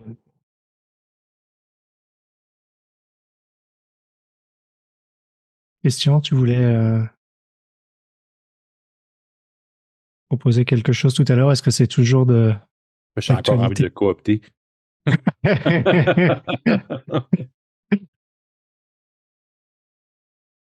Je pense qu'on est un peu dans la même place que la discussion qu'on vient de voir, c'est-à-dire à partir du moment où on pointe pas vers le même signifié avec notre signifiant, euh, ça peut être difficile de voir qu'est-ce qu'on veut décroître, qu'est-ce qu'on veut pas décroître. Moi, en tout cas, présentement dans ma vie, ce que j'essaie de faire, c'est d'aider les gens à apprendre à croître, mais à croître dans l'espace qu'ils peuvent prendre, dans la compréhension du monde qu'ils peuvent avoir. Fait que j'ai encore envie de cette croissance et je comprends que c'est pas cette décroissance-là qui parle, c'est pas il faudra tous revenir à l'état de plante. Et là, on peut être heureux parce que tout ce qu'on a besoin, c'est un peu de soleil puis de la pluie une fois de temps en temps. Fait que j'ai pas l'impression que c'est de ça qui parle, tu sais, J'ai pas compris ça non plus. je reste avec ce mot décroissance. Fait que la question qui me vient quand on dit est-ce qu'on veut plus de décroissance ou pas, j'ai envie de dire mais décroître quoi en fait et qu'est-ce que ça veut dire? Donc c'est plutôt ça la question qui me vient que oui, je suis pour la décroissance ou non, je suis contre. Là, ce qui me semble pas très utile.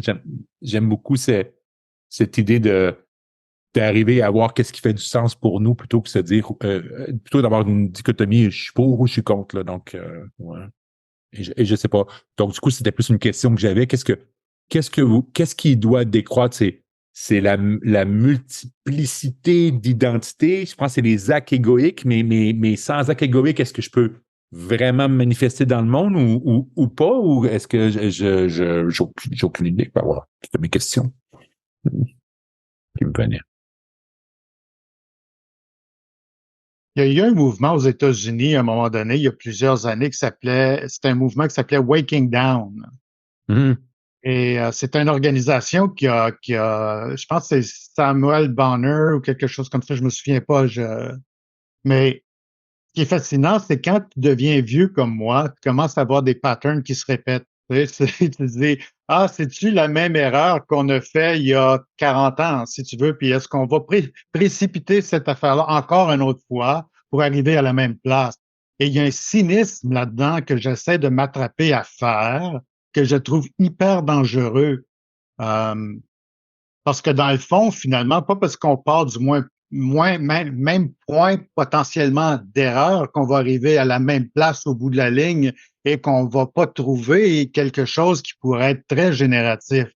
Donc, tu sais, il faut faire confiance aux gens qui prennent le même parcours que nous, mais qui vont faire une meilleure job finalement. Tu sais, donc ça aussi, ça reste. Il y a waking up et il y a waking down, puis on dirait que la tension entre ces deux-là existe dans un point, dans un milieu, si tu veux, un starting position qui génère l'émergence de potentiel. Et donc, qu'est-ce qui est potentiel, qu'est-ce qui l'est pas, qu'est-ce qui est génératif, qu'est-ce qui est dégénératif? Ça finit par être juste moi qui fais ce jugement-là. Il peut empêcher justement l'évolution vers une générativité. Donc, il y a une forme de, pour moi, une sensibilité, un respect profond du potentiel de chaque moment. Et à partir de là, c'est, mais qu'est-ce qui arrive, ça? C'est fascinant. J'aime beaucoup, je pense que c'est Zach Stein qui parle d'avoir des discussions post-naïves, post-cyniques. Ça veut dire, OK, on peut ne pas être naïf et dire, on a déjà essayé, on voit des trucs, puis on peut aussi ne pas être cynique et dire, ça a déjà essayé, ça n'a pas marché, il y a peut-être quelque chose de nouveau et j'aime bien, ça me fait penser à ça, ce que tu dis.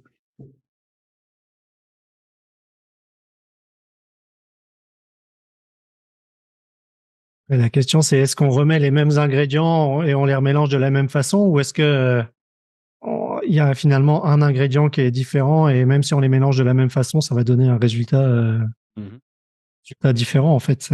C'est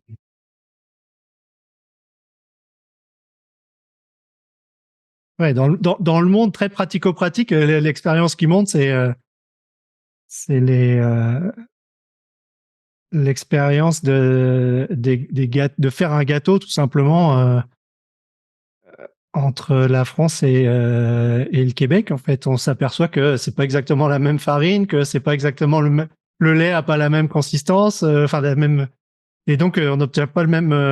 On met exactement les mêmes ingrédients dans la même quantité en suivant exactement la même recette, mais la levure est pas exactement pareille. On n'obtient pas le même gâteau. Donc, moi, c'est ça que ça a évoqué. Et donc, ouais, c'est là-dessus que c'est ça que ça a généré de façon très très concrète pour moi comme image.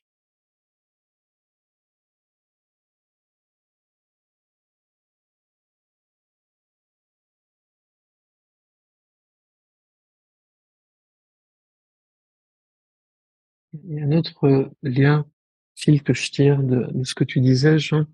Euh, et, et- et j'ai peur d'être très approximatif là aussi dans ce que je vais dire, mais euh, dans cette tradition de pensée où on revit les mêmes choses, jusqu'au moment où on arrête de les revivre pareil. Euh, et ok, il y a un moment, on va arrêter de les vivre pareil parce que petit à petit ça change, mais le petit à petit, il est, euh, il est de l'ordre de, si je me rappelle l'histoire, il est de l'ordre de ce fil de soie qui tombe de l'écharpe, que l'oiseau survole la montagne et qu'au bout d'un moment il n'y a plus de montagne, mais longtemps après, qu'il y a un fil de soie qui est frotté contre la montagne à chaque fois que l'oiseau passe. Et, euh, euh, et je voyais ça dans ce que tu disais, tiens, il y a des erreurs qui sont en train d'être faites, il y a une espèce de perpétuel recommencement, et en même temps, on peut espérer que ce coup-ci, il va se passer quelque chose de différent, et nécessairement, il se passe quelque chose de différent parce que la montagne métaphorique a été usée d'une certaine manière, elle est plus exactement pareille, même si on refait la même chose, et savoir à quel moment, effectivement, ce même chose qu'on refait sera suffisamment différent pour créer une nouvelle observation, euh, c'est pas clair. Et je vois effectivement cette tentation du cynisme et quelque chose qui ferait de l'ordre de la patience ou de la compassion, ou dire ah là là j'ai fait ce truc-là, ou il y a des gens qui ont fait ce truc-là que je soutenais et j'ai pu voir les résultats, mais les gens qui font ça ils ont pas encore vu les résultats. Et déjà à l'époque où je le faisais, il y a des gens qui disaient ça marchera jamais et j'ai pas voulu les écouter. Et maintenant s'ils disent ça marchera jamais, on voudra pas m'écouter. Et il y a quelque chose derrière ça qui est étonnant, je trouve. Étonnant euh, dans le sens qui peut à la fois apporter de l'humilité et qui peut me dire, tiens, depuis cette tâche où je suis, spécifiquement, qu'est-ce que ça m'aide à comprendre? Et, euh, et j'ai beaucoup de sympathie pour ta colère, Jean. Et quelque chose qui ressemble pour moi, c'est pas vrai, pas encore une fois, pas encore. Et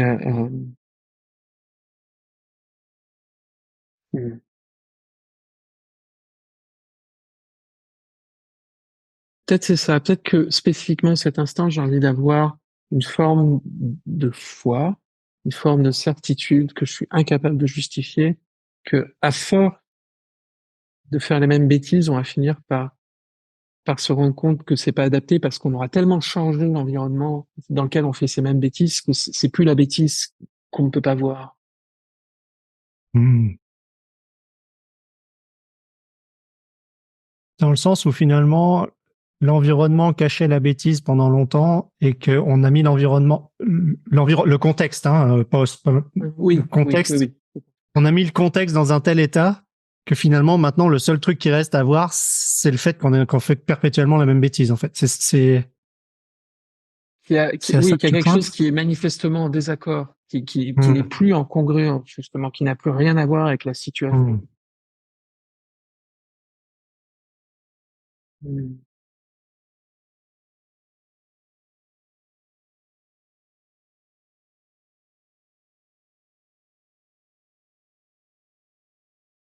Ouais, le mot magique là-dedans, c'est contexte. Hein? C'est la beauté de ce mot-là, moi,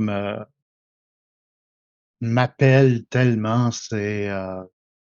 Si l'humilité t'amène pas à être très curieux de qu'est-ce que le contexte pourrait bien être, que je prends pour acquis qui est, mais c'est quoi la prochaine étape? Tu sais?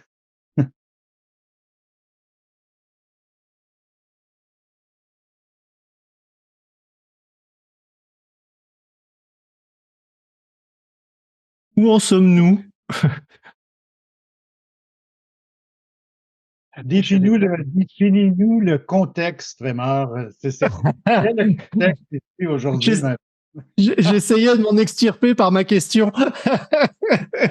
Il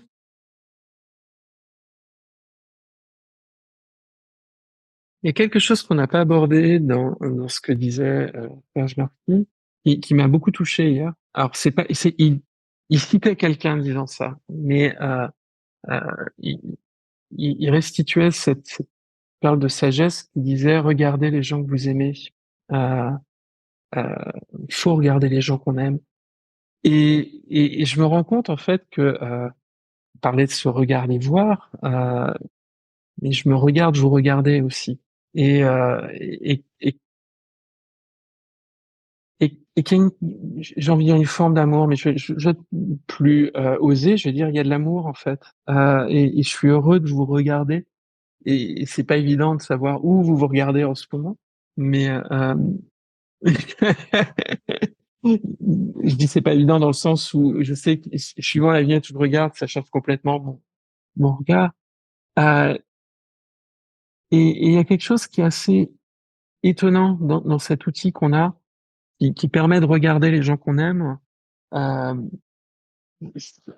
sans être vraiment. Enfin, il y a quelque chose qui est là, qui est possible et qui est pas complètement là en même temps, mais qui était très présent pour moi aujourd'hui suite à la remarque que j'avais entendue dans la bouche de Serge Marquis. Se regarder voir. Et se regarder voir et se voir regarder.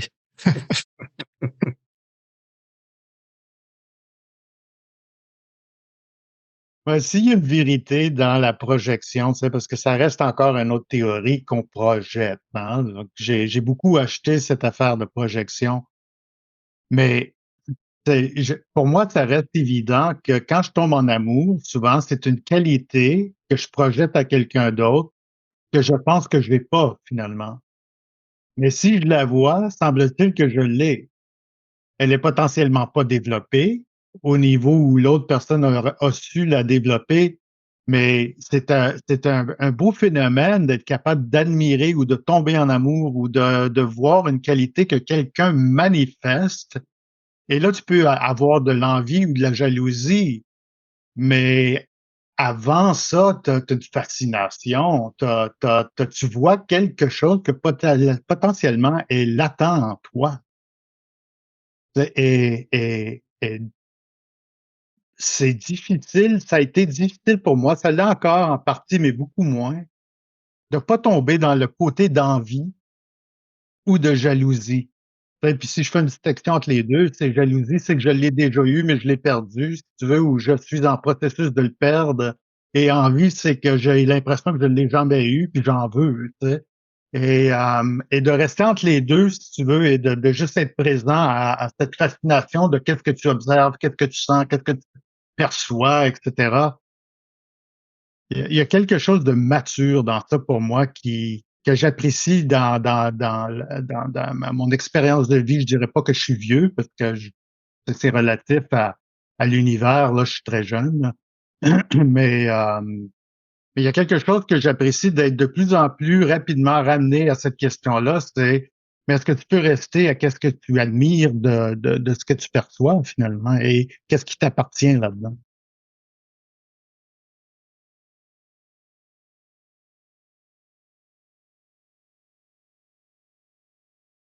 Parle de vieillir et Manu qui parlait d'une phrase qu'il a retenue de la conférence et moi, quand tu disais ça, je pensais que tu allais parler de la phrase il faut découvrir en nous ce qui ne vieillit jamais. Et finalement, tu es plutôt allé pour regarder les personnes prendre le temps de regarder les personnes qu'on aime. Et ouais, c'était curieux sur ce truc de qu'est-ce qui vieillit jamais en nous. Et, euh, une des discussions qu'on a eues avec Manu suite à cette discussion-là, c'était ce sentiment d'être moi. Ben, quand j'avais 2 ans, quand j'avais 15 ans, c'est toujours là, c'est toujours le même, c'est toujours le même truc. Il y a pas de, c'est quelque chose qui vieillit pas. Je sais plus, je sais pas quoi faire avec ça, mais en tout cas, du coup, ça devient une vérité pour moi parce que c'est toujours là, c'est toujours présent, c'est toujours, fait que c'est quelque chose sur lequel je peux m'asseoir, je peux dire, je sais pas si c'est, je pense donc je suis, mais je pense à encore autre chose, ça. Mais il y a quelque chose qui est là, il y a cette qualité-là. Je sais pas si vous aviez, si vous, ça vous avait amené des réflexions, et qui ne vieillit jamais en vous.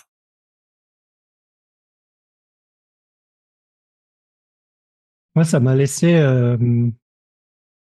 perplexe et en même temps, ça m'a amené à discerner ce que tu as pointé, c'est-à-dire le sentiment de être moi versus la description que j'en fais. C'est-à-dire que la description que tu te donnes de qui tu es à 15 ans, puis à 30 ans, quand tu reçois ou à 25 ans, quand ton patron, il te défonce parce qu'il y a une erreur, n'importe quoi, ou le moment où tes enfants t'annoncent que t'es grand-père, et à chaque fois, ça reste ce sentiment d'être toi, et en même temps, à chaque fois, la description que tu peux en donner, elle est différente. En tout cas, mon expérience à moi, elle est différente, même si je suis pas encore grand-père, mais ça fait, ouais, je trouve que c'est ça, c'est intéressant en fait, ce côté il y a des trucs qui sont, et des choses qui sont comme dans le fondamental à la base, puis en même temps tout ce que on rajoute par dessus, ça change en permanence, et ce que je trouve fascinant, c'est que j'arrive même à oublier des descriptions de moi-même que je me donnais à certaines époques, ou auxquelles j'ai accès rarement. J'arrive à les oublier, à avoir l'impression de les redécouvrir en fait. Donc, est-ce que ça en dit de ma mémoire et qu'il faudrait que j'aille consulter? Je sais pas, mais euh, ouais, je trouve que c'est cet aspect-là est intéressant pour moi, ça ramène à ce que Manu disait au début sur qui observe quoi, qui dit, décide quoi. Ça ramène à ces éléments-là. Ce qui change pas en vieillissant, c'est l'espèce de qui se cache derrière ça, et en même temps, on n'est jamais vraiment capable de. J'ai l'impression, en tout cas moi, je suis jamais vraiment capable de déterminer ce qu'il est. Donc, est-ce que c'est toujours le même? Est-ce qu'il n'a pas changé en vieillissant ou pas? Ça reste une question.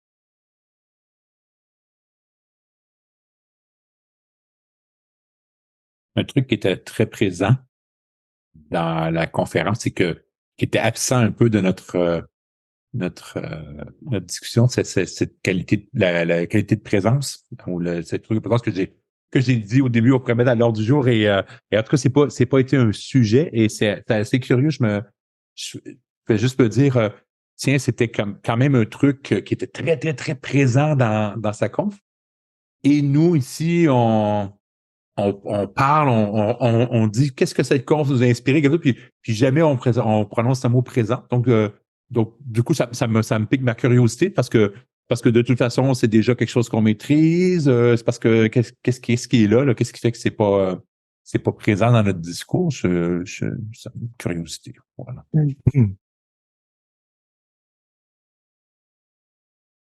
Pour moi, ça devient un autre signifier, tu sais. Une autre affaire que tout le monde pense que qu'est-ce que présent est, tu sais, puis ou c'est pas finalement, puis c'est le langage et ses limites et le signifier, le signified, comme tu disais tantôt, Christian, ça se représente continuellement. Et d'ailleurs, comment est-ce qu'on fait pour imposer de redéfinir chaque mot qu'on utilise, tu sais, ça finit plus. Donc, comment est-ce qu'on te présente? Ça revient au même, j'ai l'impression.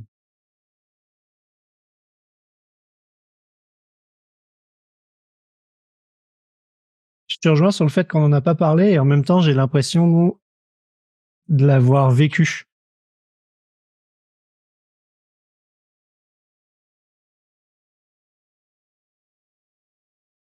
Moi, j'ai déconnecté une fois, là. Quand tu as posé la question, j'ai dit, oups, j'écoutais pas. Un peu plus tôt. Je dis, merci Manu d'avoir posé. Peux-tu répéter?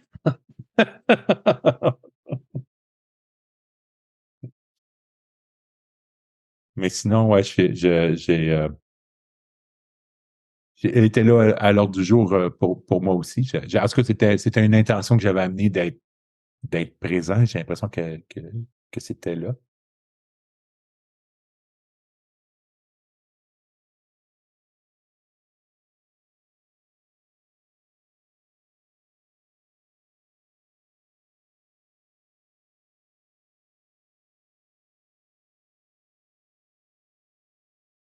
Si on se dirigeait tranquillement vers la fin, je suis curieux en guise de conclusion de ce que vous avez vécu. Comment vous décririez votre expérience? Ce qui vous a marqué? Ce que ça vous a apporté? Je suis aussi toujours curieux de qu'est-ce qui vous a manqué? Qu'est-ce qui n'a pas été présent que vous auriez aimé qu'il soit dans l'espace?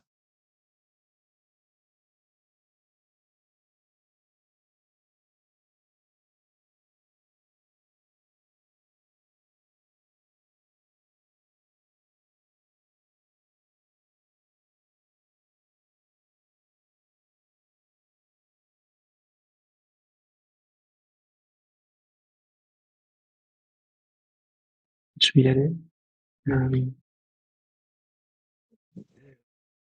Là où j'en suis maintenant, c'est très heureux d'avoir passé du temps avec vous. J'étais très heureux d'être avec vous non seulement c'est encore le cas, mais un peu comme après un bon repas. C'est bien, je me sens bien. Je repars. J'ai noté un ou deux trucs. J'ai notamment quelque chose que j'avais dit autour de ce que tu disais, Jean, tout à l'heure à propos du cynisme et des erreurs qui se répètent, etc. Une autre, c'est devenu plus clair aussi pour moi de ce que je reconnais chez l'autre et que je vois pas chez moi, et d'apporter aussi cette dimension qui a d'un côté quelque chose qui est manifeste et de l'autre quelque chose qui est potentiel, et que je vais être plus attiré par le manifeste que par le potentiel. J'ai bien aimé ce mot que tu as employé, Jean, manifeste. Je sais pas où ça va mener, mais en tout cas, c'est un truc que j'ai noté dans un coin, j'ai envie de gratter ce truc. qui m'a manqué, je me rends compte que je suis arrivé très très ouvert, mais au point où j'avais pas formulé vraiment d'intention de qu'est-ce que j'aimerais qu'il se passe pendant ce temps-là. Et puis il s'est passé ce qui s'est passé, mais je me dis ouais, et en même temps c'est vrai que je peux pas dire que j'ai été déçu ou comblé parce que je suis venu en me disant tiens, je sais pas ce qui va se passer, et il s'est passé quelque chose. Euh, je sais pas à quel point ça aurait été. Donc c'est une interrogation à ce stade pour moi, de me dire tiens, c'est rigolo, ça fait un moment maintenant que quand il y a une rencontre, je commence pas par me poser cette question, qu'est-ce que j'attends de ce moment où on a décidé d'être ensemble. Et, euh, et là, je vois que je me la suis pas posée et je sais pas si c'est, voilà, je sais pas où j'en suis. J'ai pas envie de dire bien ou mal, euh, mais je m'intrigue sur qu'est-ce que ça aurait donné comme couleur différente, qu'est-ce que ça pourrait donner comme couleur différente. C'était en début d'une conversation comme celle-là, tout à l'heure, on se posait la question, tiens, mais en arrivant comme on arrive, avec qui on est, quels sont nos espoirs euh, et nos attentes pour cette conversation? Quelque chose comme ça.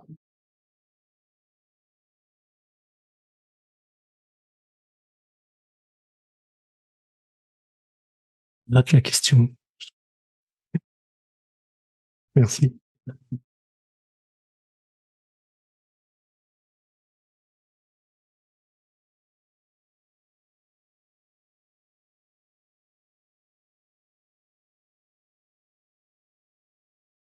Moi, je vais conclure avec ce que tu viens de dire, Manu. C'est les termes que tu utilises, je les adore. Ça me donne le goût de gratter.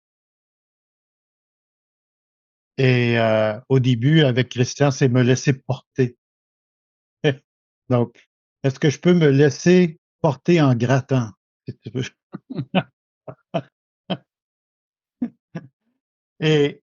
Et il n'y a rien qui m'a manqué et je me suis posé la question, mais est-ce qu'il y a quelque chose qui aurait dû me manquer? Est-ce que je manque quelque chose finalement?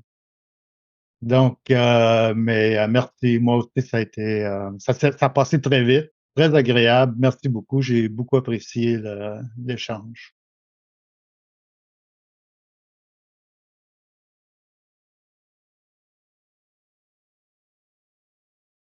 Moi, j'avais l'intention de me reconnecter avec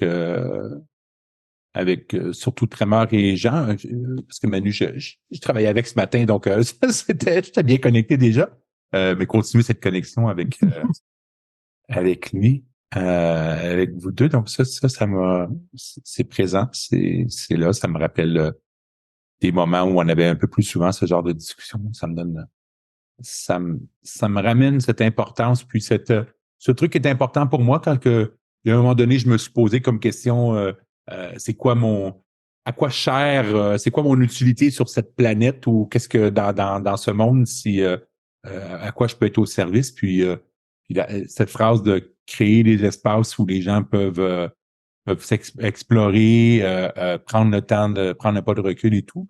Et j'ai l'impression que là, c'est pour moi que créer cet espace, mais je me pratique à être dans ces espaces-là et je peux voir comment ça me fait du bien et ça valide le fait que c'est peut-être une bonne idée d'en créer plus et d'en créer plus souvent. Donc, il y a part avec ça.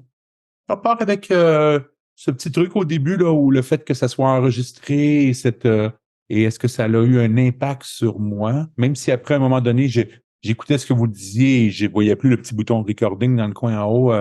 Euh, est-ce que j'ai vraiment est-ce que j'ai laissé moins de place au silence parce que je voulais pas parce que je savais que c'était enregistré puis je voulais pas que ça soit long. Je t'ai entendu pointer un peu vers ça un peu au début et du coup ça me rend curieux. Quelle aurait été la différence dans la discussion si au départ j'avais pas su qu'elle avait été enregistrée ou si on l'avait pas été, ça c'est une chose qu'on saura jamais, mais c'est OK. Mais ça reste présent, ça reste présent pour moi, cette interrogation de cette identité que je veux que je voudrais pas me revoir, me faire remettre dans la figure dans 2 ans à cause que c'est enregistré. Là, je vais repartir avec ça, moi, pour continuer à discuter. Mais sinon, il y a rien qui m'a manqué. Voilà. J'ai dit. Pour ma part, il y a une forme de calme qui est présent.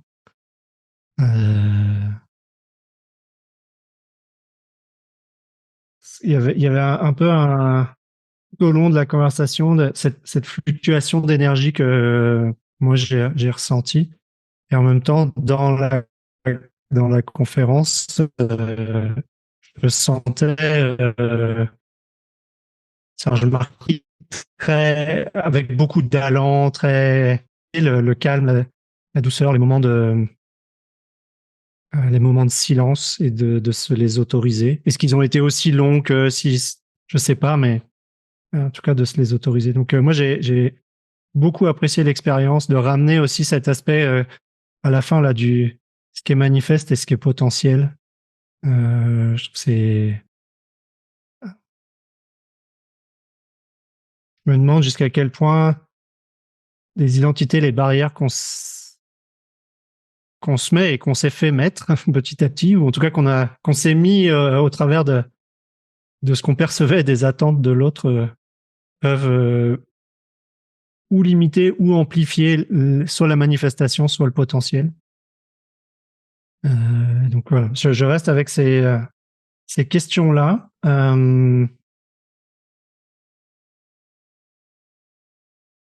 Très content aussi et l'envie que cet espace, que si il y a des gens qui sont des personnes qui ont envie d'écouter ça, de partager et choses comme ça, ben on a mis quelque chose dans l'univers que ça part moi je ressens que ça part d'une forme de bienveillance et d'une forme d'envie de partager à la fois entre nous et que ce partage puisse toucher plus largement. Et voilà, si on peut, j'ai l'impression que c'est une forme de contribution, peut-être. Puis on verra ce que ça donne. On n'oblige personne je vais asseoir personne sur une chaise pour l'obliger à l'écouter. Il m'a pas manqué grand chose. Il m'a rien manqué. Enfin, pas quelque chose que je suis capable de noter ou de nommer. Ouais, je vais m'arrêter là. Avant de quitter, est-ce que vous avez des dates ou des événements à partager? J'avoue que je ne sais pas quand est-ce que je vais diffuser, mais je sais que vous avez des récurrences, donc c'est vachement pratique dans le cas d'un podcast qu'on ne sait pas quand on va discuter. Donc est-ce qu'il y a des choses des événements que vous voulez partager, faire connaître? Déjà, changer-grandir.org pour avoir les dates qui sont à jour d'aujourd'hui, si tout ça existe encore, au moment où vous regardez cette vidéo, si vous la, et où est-ce que, dans faisant partie des lieux ou des espaces qu'on crée, il y a un truc qu'on appelle les escapades. On fait ça souvent les samedis matins, ça dure 3 heures. En tout cas, aujourd'hui, c'est un événement soit gratuit ou pay as you want.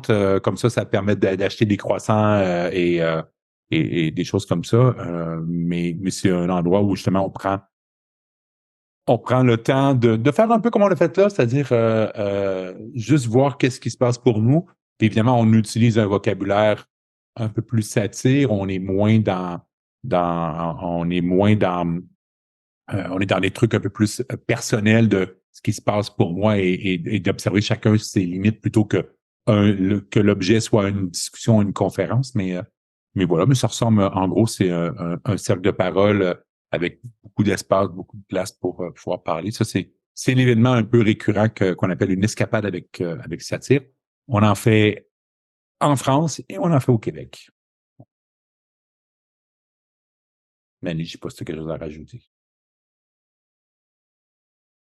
En faisant l'hypothèse que c'est suffisamment loin, en février, Christian et moi, on anime un atelier de 5 jours de suite au Centre Saint-Pierre à Montréal Donne l'année. sur une 2024. 2024. Oui, parce que sinon, ça va être obligé. Et voilà, je pense qu'il y a encore des possibilités de s'inscrire et on donne une suite à cet atelier pour ceux qui ont déjà vécu ce premier atelier au mois d'avril, toujours au Centre Saint-Pierre. À J'ai Montréal. envie à Montréal en 2024.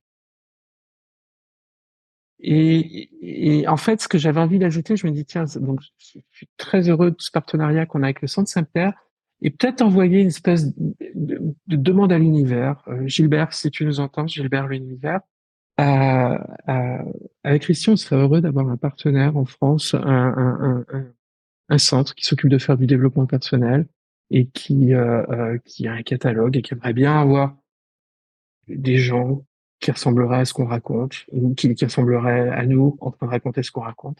Et voilà, je j'ai pas plus d'idées que ça, mais de me dire tiens, si pareil que quand on dit les choses, elles finissent par arriver. Voilà. Très très heureux de pouvoir établir un partenariat aussi riche que celui qu'on a pu établir avec le Centre Saint-Pierre à Montréal, mais en France ou plus proche de la France. Oui, En plus. Voilà, Belgique, en Suisse. Égal. Voilà. La francophonie. Merci. Je vous souhaite une belle fin ou début ou milieu de journée, dépendamment du fuseau horaire dans lequel chacun se situe. Et je vais gentiment appuyer sur le bouton Stop Recording. Nous allons être libérés. Bonne journée. Merci pour ton écoute. Si tu es encore là, c'est que tu as apprécié l'épisode. Donc, je t'invite, comme au début, à mettre 5 étoiles sur ta plateforme préférée, à le partager à tes amis, à tes proches, à toutes les personnes à qui tu penses que cela pourrait participer, apporter de la valeur, aider. Comme tu l'as vu au cours de l'épisode, l'idée, ce n'est pas d'imposer cette façon de voir les choses et cette façon de réfléchir et d'explorer ensemble un sujet, mais simplement si tu penses que pour certaines personnes, ça peut être utile ou ça peut leur permettre à eux aussi de grandir, de se connaître et mutuellement de développer cette connaissance, je t'invite à leur faire part de cet épisode. On se retrouve prochainement et je te souhaite une très belle journée et à très bientôt. Au revoir.